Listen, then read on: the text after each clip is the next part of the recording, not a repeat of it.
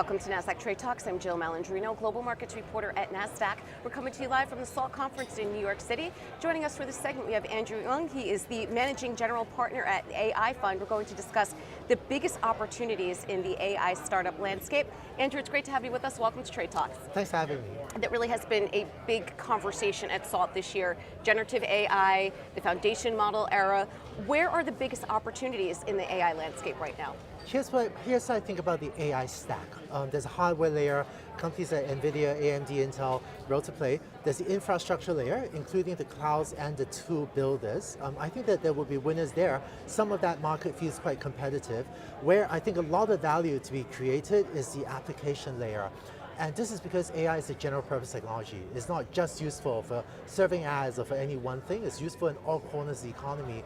And the application layer feels less competitive right now because it takes deep subject matter expert to figure out how to apply AI to maritime shipping or education or healthcare. So I see a lot of untapped opportunities there. You recently launched a course with OpenAI called Prompt Engineering for Developers. What was the reason behind that and what has the reception been like?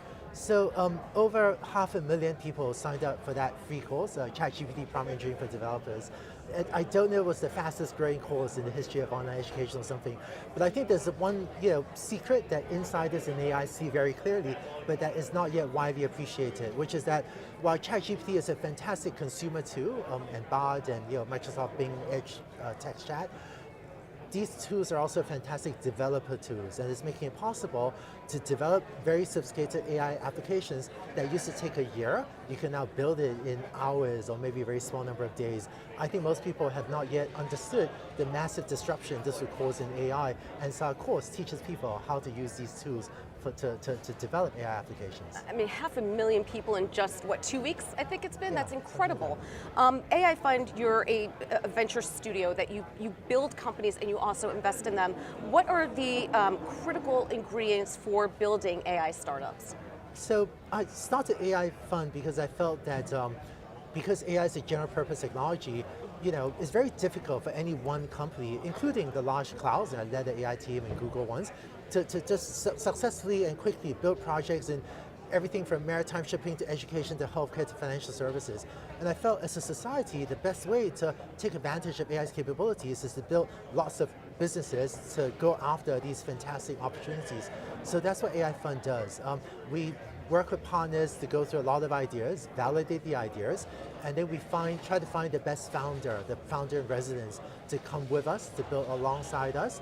And then if after that it looks like it's a particular business, then we write our first check-in to invest in the company, and then often it takes off from there. Let's talk about Hinton, the godfather of AI, if you will. He's leaving Google. So he actually worked for, I recruited Jeff Hinton to Google the first time he was there. So he's actually on my team when I was leaving. Oh, that's amazing. I mean, so you've had the foresight with this technology for quite some time. Yes, lack of imagination doing AI for a long time. So let's talk about some of the dark sides of AI. Do you have any concerns? There are some potential moral and ethical hazards here. Just a great question about AI. AI has realistic risks. I think bias, fairness, amplifying toxic speech, concentration of power, job disruptions, labor disruption, those are real risks. We do take them seriously. Many of us are working on it. Things are, AI is becoming safer. So those are real risks that we should take seriously. Then there's this other thing that's overhyped, which is the idea of AI being an existential risk to humankind. Here's why I worry less about that. First, AI is not that AI is going to be suddenly, overnight, one day to a surprise, going from so-so to super intelligent, sentient, and in 48 hours is taken over the planet. Technology grows slowly, it's never like that, and I think it may still be many years, maybe decades out before we have artificial general intelligence. And second, humanity has lots of experience controlling entities more powerful than a single person, like nation states and large corporations. So I'm confident we will have time and the ability to steer AI for the positive.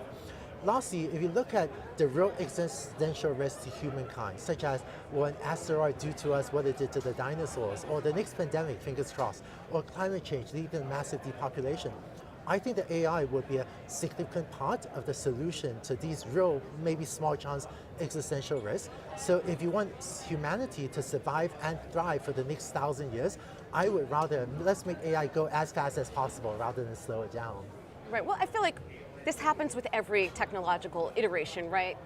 Whether it was the car or the invention of highways or the internet, these are good things. They have made a lot of advancements for society. We live longer, we're getting cures for diseases, antibiotics. Even though it might be scary in the beginning, there is a reason for technology to advance. I think that, one of the rules I live by, one of my heuristics is I'm excited about making humanity as more powerful as a species, because to your point, on average, it has tended to lead to a lot of good, and I think that AI is another innovation.